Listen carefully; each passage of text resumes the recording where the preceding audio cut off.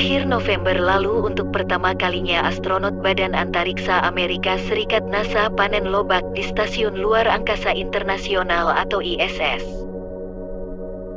Astronot NASA Kate Rubins memanen tanaman lobak yang tumbuh di Advanced Plant Habitat atau APH di Stasiun Luar Angkasa. Dengan cermat dia mengumpulkan dan membungkus 20 tanaman lobak tersebut dengan kertas timah. Selanjutnya lobak-lobak tersebut ditempatkan di tempat penyimpanan pendingin untuk perjalanan pulang ke bumi yang akan dilakukan pada tahun 2021 nanti. Seperti diberitakan NASA pada situs resminya, percobaan tanaman yang diberi nama dengan Plant Habitat 02 atau PH02. Ini adalah percobaan menanam lobak yang pertama kalinya bagi NASA di laboratorium luar angkasa yang sedang mengorbit di luar bumi. NASA memilih lobak sebagai objek studi karena tanaman ini dipahami cukup baik oleh para ilmuwan.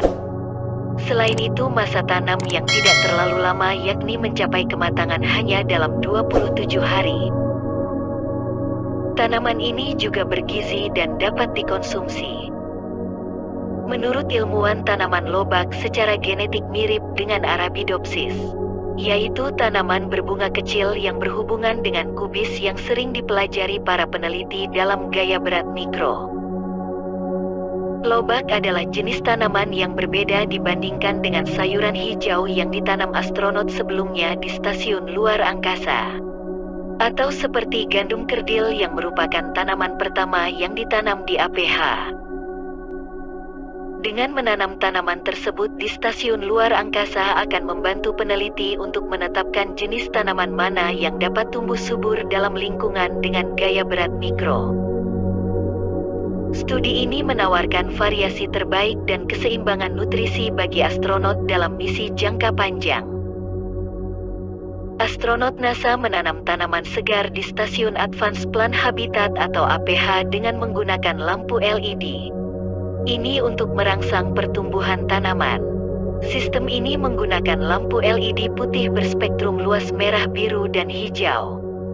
Dan mereka menanam tanaman di dalam ruangan tertutup. Sistem kontrol yang canggih ini mengalirkan air dilengkapi dengan kamera kontrol dan lebih dari 180 sensor di dalam ruangan.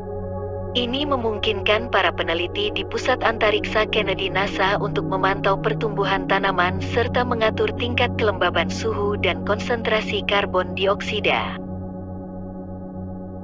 Eksperimen tanaman ini juga bagian dari proyek yang lebih besar yang ditetapkan untuk membantu para astronot menanam makanan mereka sendiri di bulan dan nantinya akan dipraktekkan juga di Mars.